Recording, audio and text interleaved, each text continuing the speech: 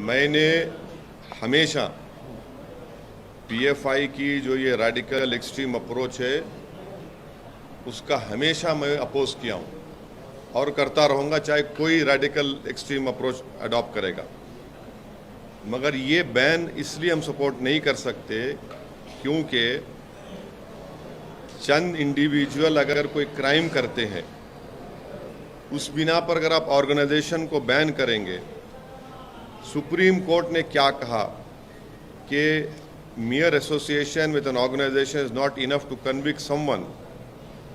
ये जो draconian ban जो लगाया गया है ये मुस्तकबिल के लिए डेंजरस चीज़ है, क्योंकि आप ये कहना चाहेंगे कोई भी मुसलमान अपनी दिल में जो बात है, जहन में बात है वो ना करे।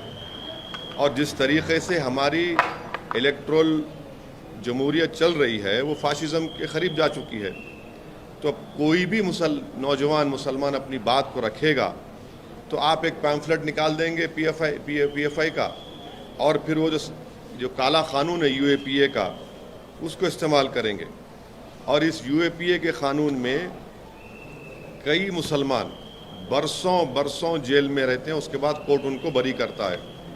मैं हमेशा यूएपीए को अपोज किया हूँ और उसको अपोज करता रहूँगा, क्योंकि यूएपीए का कानून हमारे संविधान के प्रिंसिपल ऑफ लिबर्टी, जो हमारे संविधान के बेसिक स्ट्रक्चर का हिस्सा, उसके खिलाफ जाता है। ये जो केस होगा, इस तरह जो केसेस मुस्तकबिल में बुक होंगे, नौजवान उसमें बुक होंगे, तो वो सेम सिद्दीक कप्पन की टाइमलाइन को फॉलो करेगा और उनको 2 साल 3 साल लगेंगे बेल मिलने के लिए।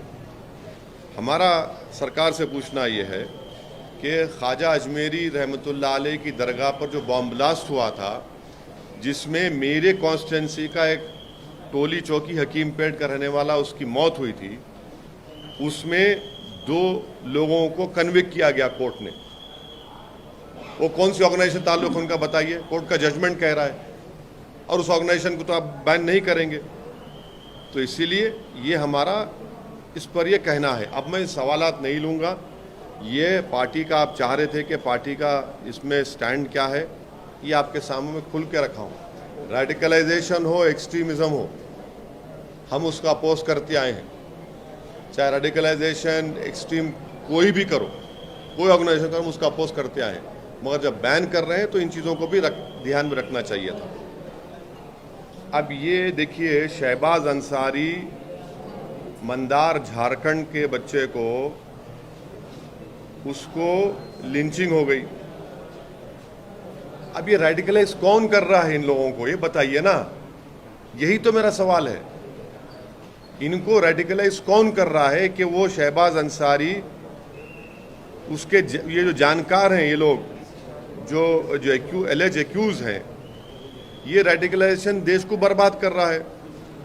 क्या शहबाज को इंसाफ मिलेगा, या फिर बीजेपी इन लोगों को भी जो एक्यूज है उनको फिर फूल माला पहना देगी? तो झारखंड की सरकार की जिम्मेदारी है कि इस पर सख्त एक्शन ले, और वो पीड़ित परिवार से कोई मंत्री जाकर मिले, उनको यकीन दिलाए कि इनसे इंसाफ होगा और उनकी मदद करना। मगर ये रेडिकलाइजेशन है, ये शहबाज अंसारी की मौत, उसका कत्ल, लिंचिंग, ये रेडिकलाइजेशन है, एक्सट्रीमिज्म है। ये धर्म संसद में क्या क्या नहीं बोला गया, ये सब रेडिकलाइजेशन हो रहा है। This ban on PFI cannot be supported because actions of some individuals who commit crime does not mean that the organization itself must be banned. Supreme Court has also held that mere association with an organization is not enough to convict someone. A draconian ban of this kind is dangerous, as it is a ban on any Muslim who wishes to speak his mind.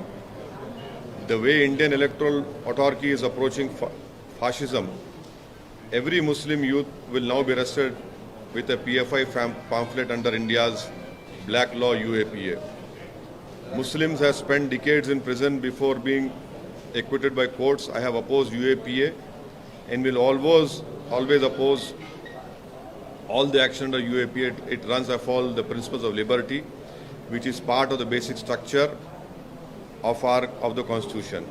We should remember that Congress amended UAPA to make it stringent, and when BJP amended the law to make it even more draconian. And at that time, the Congress supported it. This case will follow the timeline of Kapan, where any activist or journalist is randomly arrested and takes 2 years to even get bail. How come PFI is banned but organizations associated with convicts of Khaja Ajmeri bomb blast are not? Why has government not banned right-wing majoritarian organizations? This is my statement on this recent ban issue.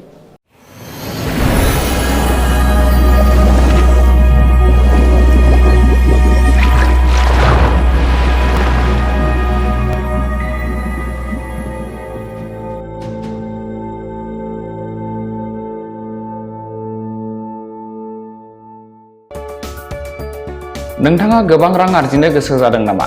जुदि गोसो जादों अब्ला नोंथांनि थाखाय मोजां खौरां। New India technologies master franchise all Assam ATM service Hitachi ATM and Tata Indicash ATM फसंनानै नोंथाङाबो गोबां रां बुथुमनो हागोन। लाइमोनफोरनिफ्राय जागायनानै बैसो जानाय गासिबो बैसोनि सुबुंफोरानो बे फालांगिजों गोरलैनो रां आर्जिनो हागोन। नोंथांनि गामियावबो बे एटीएम मेसिनखौ फसंनानै नोंथाङाबो मुलाम्फा मोननो हागोन। बांसिनै मिन्थिनो थाखाय 7002005072 एबा 9401230135 जानबुं अनजिमायाव दिनैनो सुलाद ला।